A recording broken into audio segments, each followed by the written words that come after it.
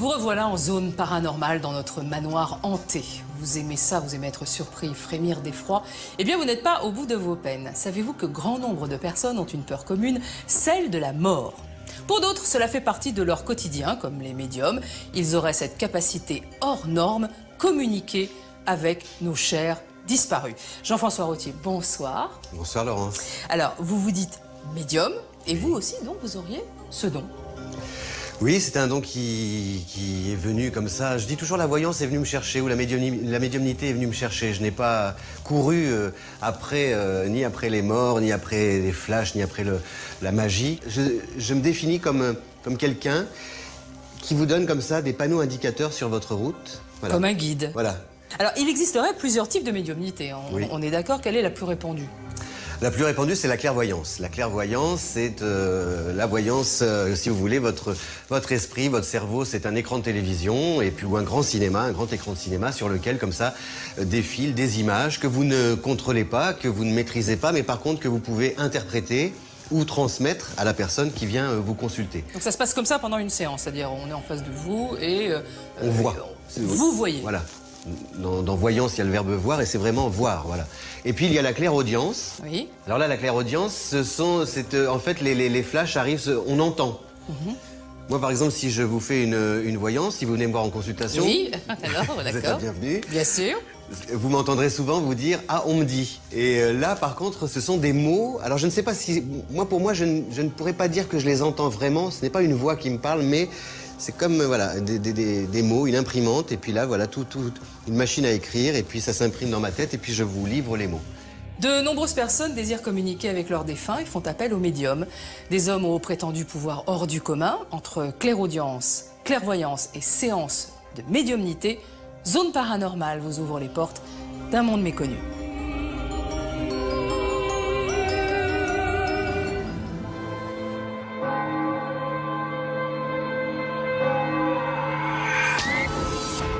Je m'appelle Henri Vigneault. Je suis médium. Je pourrais être comme vous.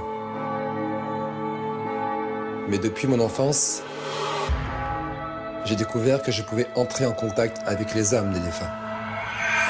Car, croyez-moi, il y a bien une vie après la mort.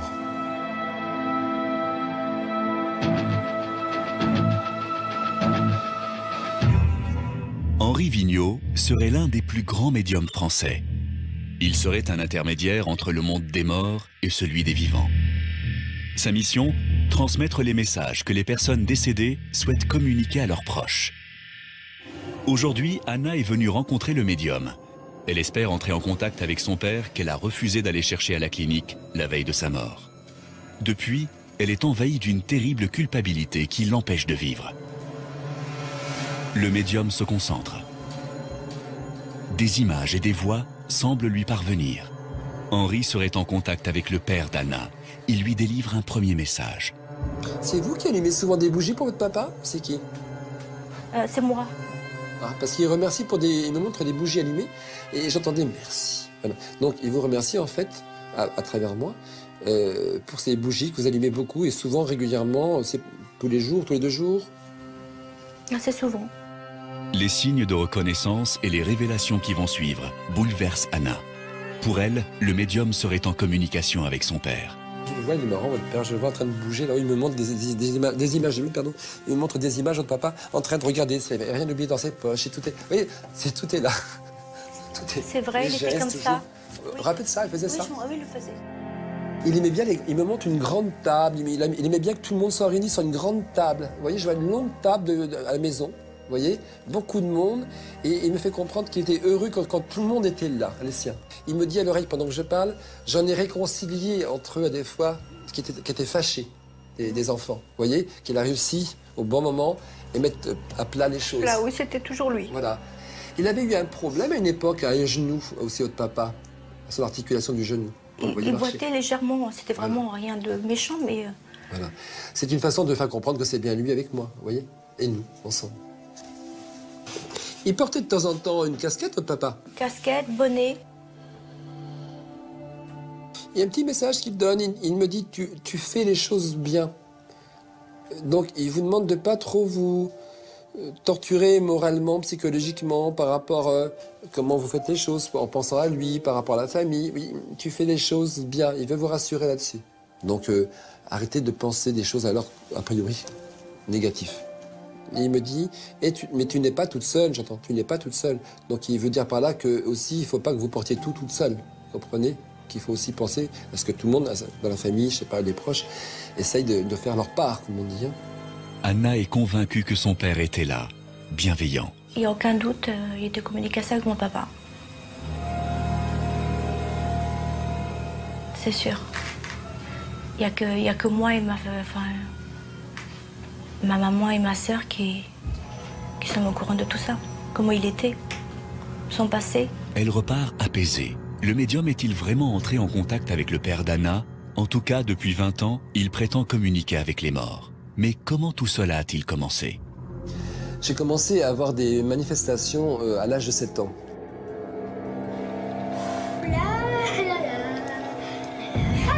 Par l'apparition d'un esprit.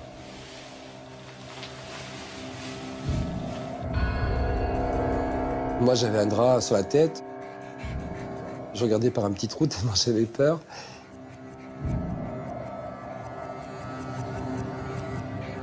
J'ai commencé à en parler autour de moi, bien sûr, aux proches, familiers. Papa, cette nuit, quelqu'un est venu dans ma chambre. Qu'est-ce que tu racontes? J'ai vu un homme dans ma chambre. En rêve, tu veux dire? Non, Tu étais réveillé? Il était comment? grand, j'ai eu très peur. Il était vrai, tu crois?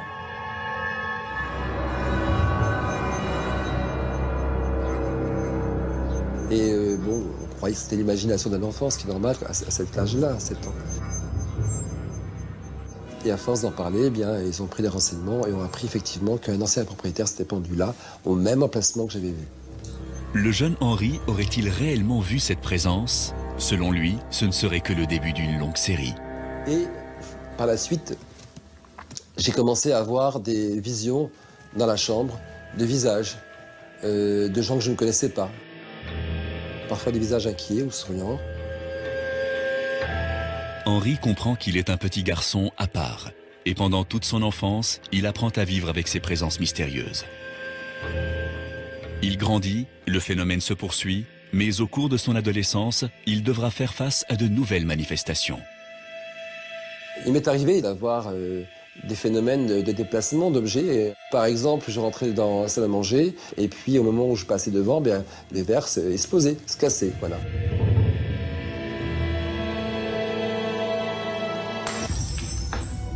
Ou des placards qui s'ouvraient avec des affaires qui sortaient du placard, qui tombaient par terre, des propulsés dans la pièce. Malgré tous ces messages qu'il aurait reçus de l'au-delà, il ne comprend pas que sa vocation est de devenir médium. Il se lance dans une autre profession et devient costumier de théâtre et de cinéma. Ma carrière était là. J'étais vraiment dans un milieu qui me convenait parfaitement, tout en vivant bien sûr toujours ces phénomènes médiumniques.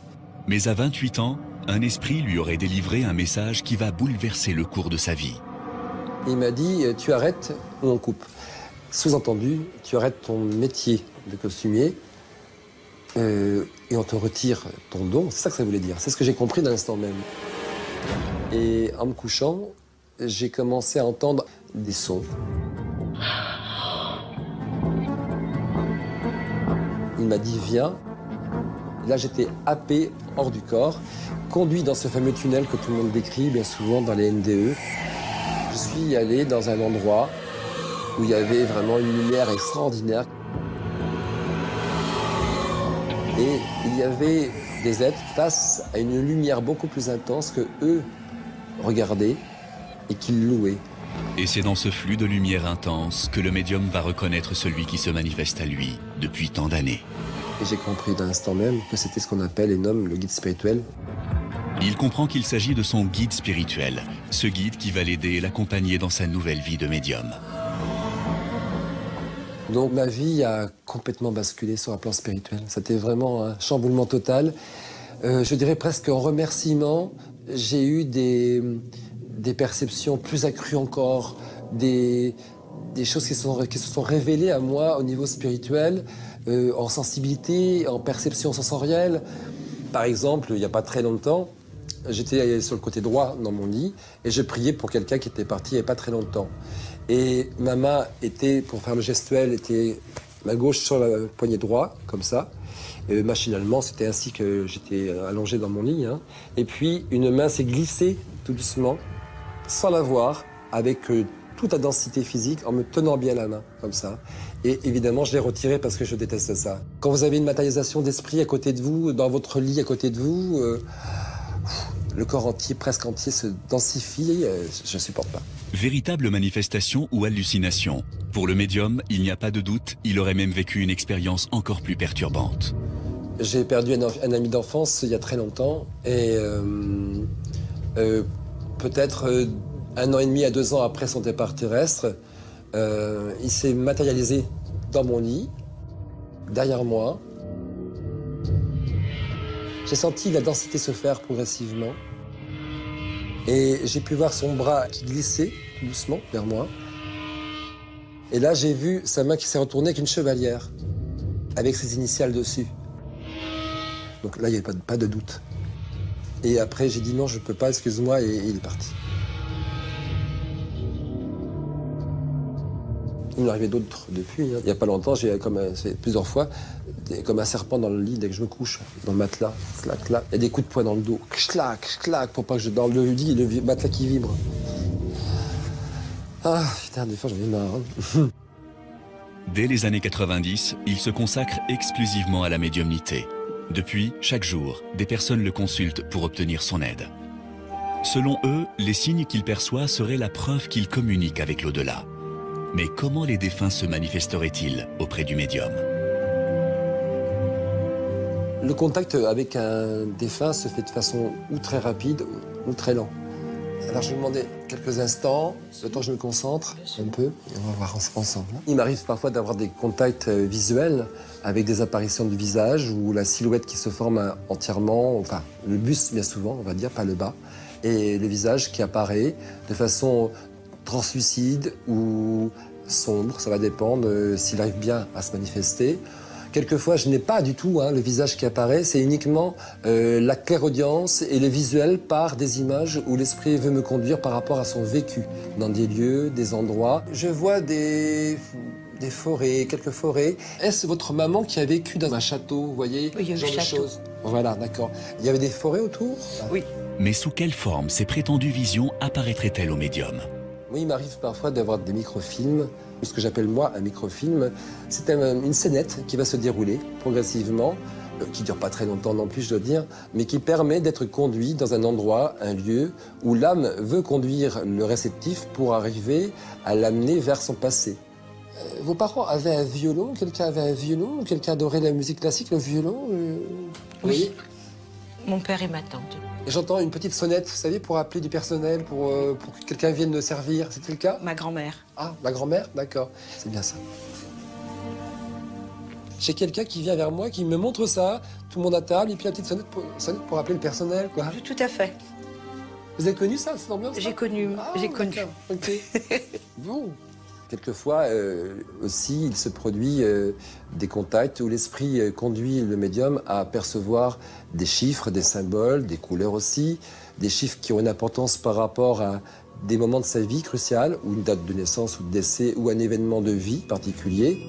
Pourquoi l'année 72 ou le 12, cette résonance du 12, ou 92, ou 72, c'est ce 2 ressort, le 12, le 2.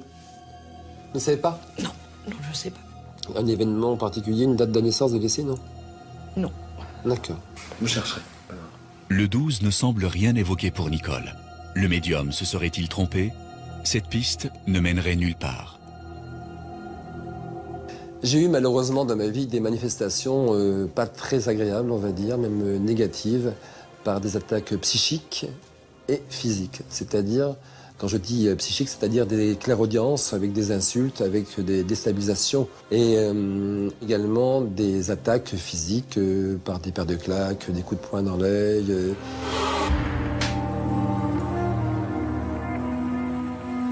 Quelquefois, il m'arrive d'avoir des décharges énergétiques, style une sorte de courant qui monte du bas en haut de la colonne vertébrale. Et j'ai remarqué une chose, en fait, c'est souvent quand j'ai aidé des personnes dans un deuil important, de douleurs profondes. Et par exemple, ça peut être des personnes qui cherchent éventuellement si il existe un contact, une survie après la mort physique. Au cours de sa carrière, une consultation a particulièrement touché le médium, celle qu'il a eue avec Marie-Chantal Benoît. Selon elle, cette rencontre a changé sa vie. Il y a de nombreuses années, cette femme a vécu l'horreur. Un drame terrible qu'elle cherche encore aujourd'hui à exorciser. Par une belle journée de printemps, Marie-Chantal est dans sa bijouterie. Yves, son mari, est au sous-sol dans son bureau. Tout est paisible, quand soudain... Donne-nous ton prix! Donne-nous ton prix! Vite! Viens là! Prends le sac! Dépêche-toi! Dépêche-toi! Allez! Dépêche-toi! Dépêche-toi! Sortez-le plus vite! Et... encore! Je veux tout que t'as! Depuis le sous-sol, Yves, son mari, découvre la scène sur la caméra de surveillance. Sans réfléchir, il se précipite à l'étage. Stop! Ah, descends! Laissez-la tranquille! Laissez-la! Tout va très vite. En un instant, la vie de Marie-Chantal bascule. À l'aide! S'il vous plaît, quelqu'un! Yves est mortellement touché. Il décède dans ses bras.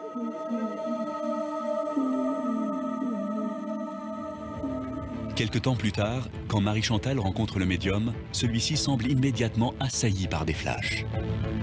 On ne s'était jamais vu, on ne se connaissait pas bien sûr. Il a dit, mais quelle violence il y a autour de vous. Mais quelle violence. Et dans sa tête se déchaîneraient de terribles visions. Et c'est là qu'il m'a dit, mais votre mari a été assassiné. Allez, on casse! On casse!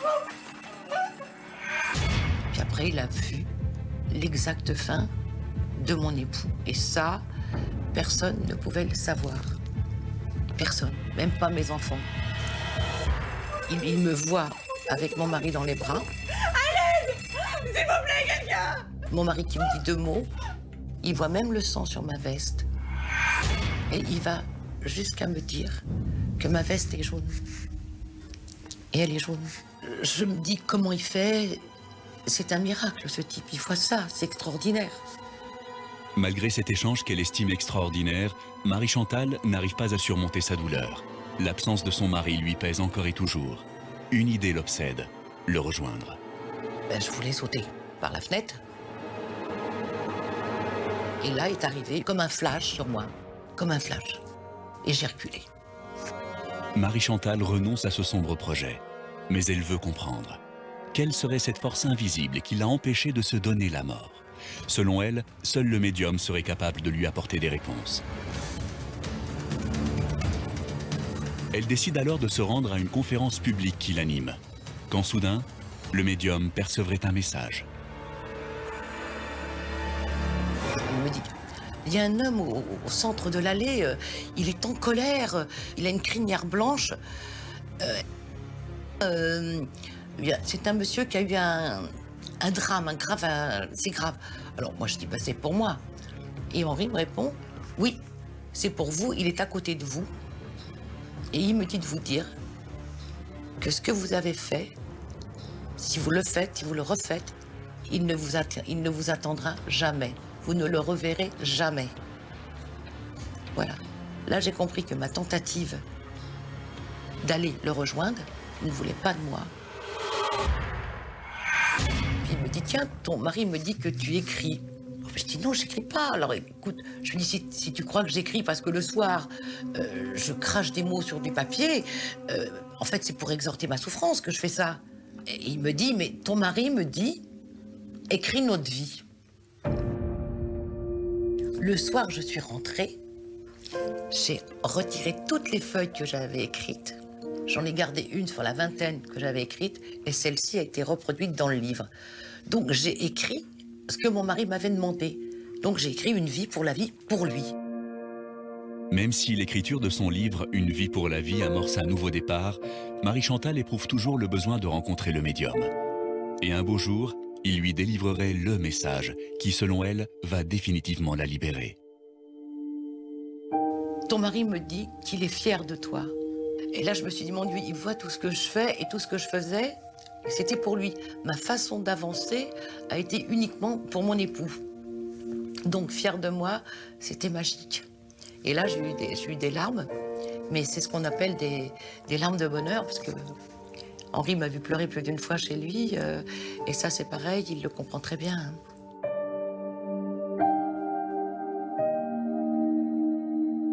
Il y a une question qui me hante. Je me dis que si j'y avais été 1 an avant, 6 mois avant, peut-être qu'Henri m'aurait conseillé, m'aurait dit « faites pas ci, faites pas ça, faites attention ». Ça serait peut-être pas arrivé. J'y ai toujours pensé. Si elle était venue me voir avant ce drame, malheureusement, qui a emporté son époux, eh bien, peut-être que j'aurais pu capter avant une perception sensorielle de clairvoyance, en voyant peut-être, par exemple, des braqueurs, une arme pointée dans la bijouterie. C'est possible, parce qu'il m'arrive d'avoir des visions sur un événement qui va se passer, ou une mise en garde dans telle circonstance, quelquefois qui est évitable et d'autres fois pas.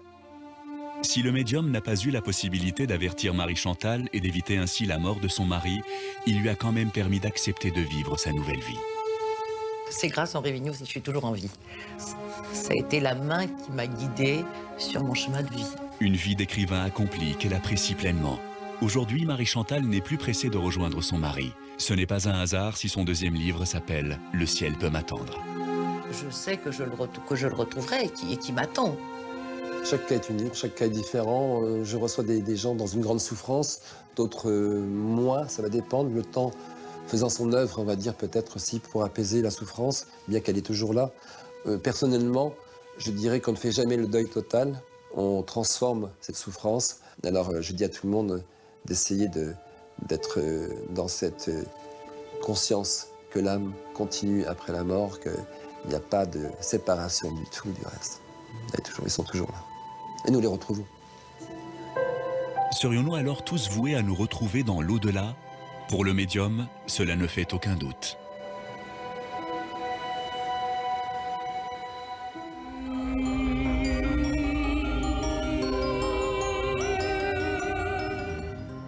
Jean-François Rottier, ces histoires sont vraiment surprenantes. Quel genre de message, ou qui avait l'habitude, nos proches décédés essaieraient-ils la plupart du temps de nous délivrer? Je pense que le message que délivre un défunt, c'est un message qui existe ou qui est fait pour nous aider à mieux vivre sans eux.